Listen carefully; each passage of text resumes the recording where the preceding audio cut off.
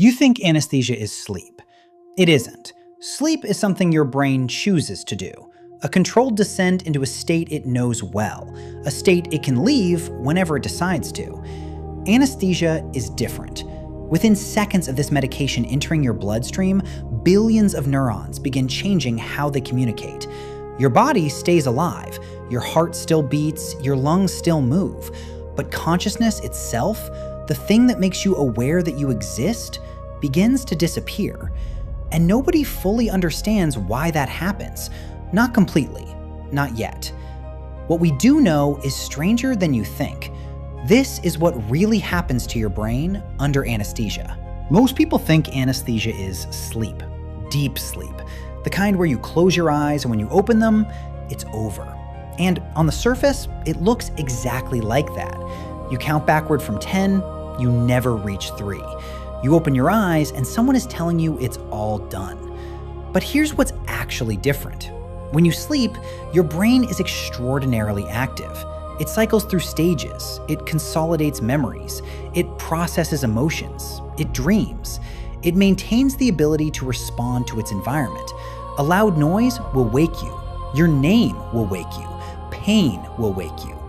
Under anesthesia, none of those things wake you. Your brain is not cycling. It is not dreaming in the normal sense. It is not consolidating memories. It is not monitoring its environment. The EEG, the electroencephalogram that measures your brain's electrical activity, looks nothing like sleep. Under natural sleep, organized wave patterns, rhythmic, predictable, purposeful. Under general anesthesia, something entirely different. Something that has no natural analog in human experience. Your brain enters a state it was never designed to be in. And we put it there on purpose, every day, millions of times a year, around the world. The EEG tells the story better than anything else. When you're awake, your brain produces high-frequency, low-amplitude waves, beta waves, gamma waves, rapid, complex, chaotic in a purposeful way. This complexity is consciousness, the constant communication between billions of neurons across different brain regions. That noise is you thinking. That noise is you being aware. As anesthesia deepens, first, alpha waves emerge, slow, regular. The complexity begins to simplify.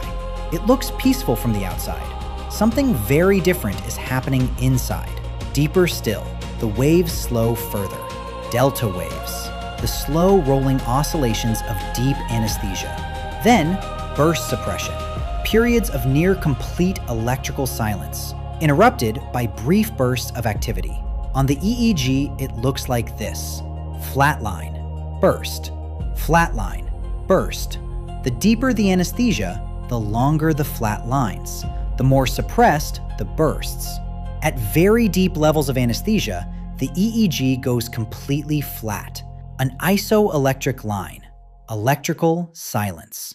The brain is still alive, the neurons are still there, blood is still flowing, oxygen is still arriving, but the communication, the complex synchronized crosstalk between brain regions that generates conscious experience, has stopped.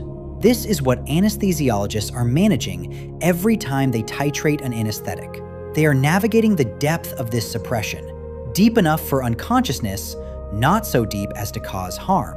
It is one of the most remarkable acts in medicine, turning consciousness off, and then turning it back on again. Here's something that stops people in their tracks when they really think about it. You don't remember anesthesia not because you were unconscious.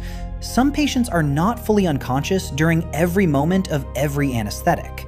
You don't remember it because anesthesia specifically and powerfully suppresses memory formation. These are two different things. Consciousness and memory are separate processes in the brain. The hippocampus, your brain's memory recording center, is exquisitely sensitive to anesthetic agents. Even at doses that don't fully suppress consciousness, anesthetic agents block the hippocampus from encoding new, long-term memories. This is called anterograde amnesia, the inability to form new memories going forward from the time of the drug. It's the same mechanism that makes benzodiazepines like midazolam so useful as pre-medication, not primarily for sedation, but for this targeted amnesia. The patient may be awake, they may be responding, they may even speak, but the hippocampus is not recording. When they wake up, there is nothing to remember. Not because nothing happened, because the recording device was switched off. Think about what that means. You can have an experience, a vivid experience, and have no memory of it the moment it ends. No trace, no echo, nothing. The experience simply never made it to storage. That is one of the most philosophically strange aspects of what anesthetic agents do, and it raises a question we'll come back to. If you experience something but have no memory of it, did it happen to you? So how does a drug actually do this? How does a molecule, something small enough to fit in a syringe, turn off consciousness? Let's use Propofol as our example, the most widely used induction agent. The white lipid emulsion that flows into the IV and ends awareness in 30 seconds. Propofol targets GABA-A receptors. GABA, gamma-aminobutyric acid, is your brain's primary inhibitory neurotransmitter. When GABA binds to its receptor, chloride ions rush into the neuron. The neuron becomes harder to fire. Its voice in the neural conversation gets quieter. Propofol binds to the GABA-A receptor and holds the chloride channel open, longer, wider, more powerfully than GABA alone ever could. The inhibitory signal is amplified across billions of neurons simultaneously. The noise of consciousness, that complex electromagnetic symphony of cross-talking brain regions, gets quieter and quieter and quieter, until the thalamocortical circuits, the information highways connecting the thalamus to the cortex, can no longer sustain the coordinated activity they need to generate conscious experience.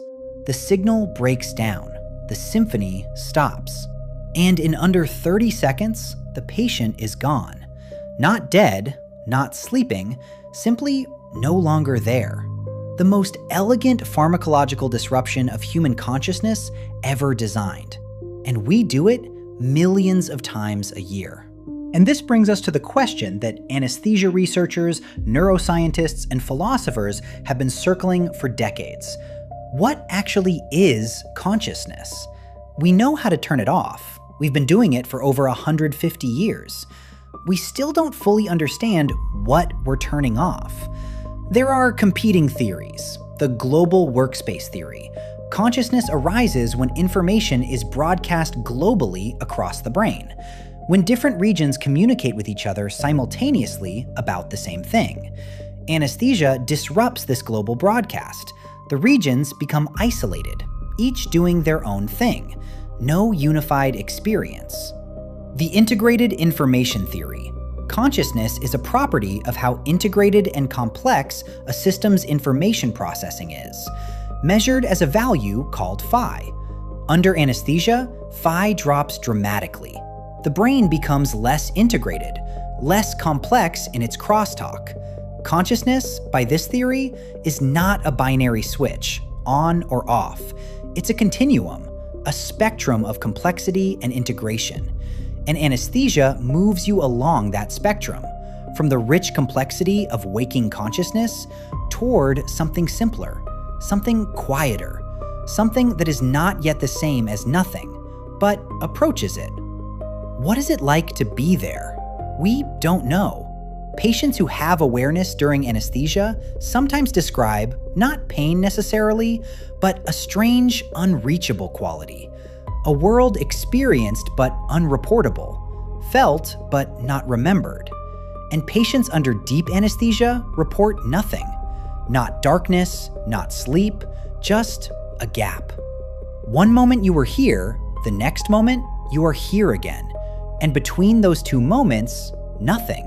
Not even the awareness of nothing. Every surgery, every induction, every time that white liquid flows into that IV line, something extraordinary happens. A human being with memories, relationships, fears, hopes, a sense of self, temporarily stops experiencing their own existence. Not forever, usually not even for very long, But for that window, they are gone. Not dead, not sleeping, simply interrupted. And then the drug wears off. The neurons begin talking to each other again. The thalamocortical circuits rebuild their connections. The global broadcast resumes. And suddenly, they are back, aware, themselves, here. The interruption is over. In the history of medicine, in the history of human knowledge, few discoveries have been more profound or more mysterious than this one. We found a way to temporarily pause a human being, to reach into the most complex thing in the known universe, the human brain, and gently turn off its most remarkable property, and then turn it back on again. Billions of neurons, reconnecting, reigniting, rebuilding the experience of being you. In the recovery room, under fluorescent lights, someone is asking your name, and you answer, and you are back, from wherever you went. Every surgery is a temporary interruption of consciousness, and the people managing that interruption, understanding it, controlling it, reversing it, are anesthesia providers. I'm Anesthesia Buddy. If this made you think differently about what you do, share it with someone who needs to hear it. Subscribe to Anesthesia Buddy. Stay sharp. I'll see you in the next one.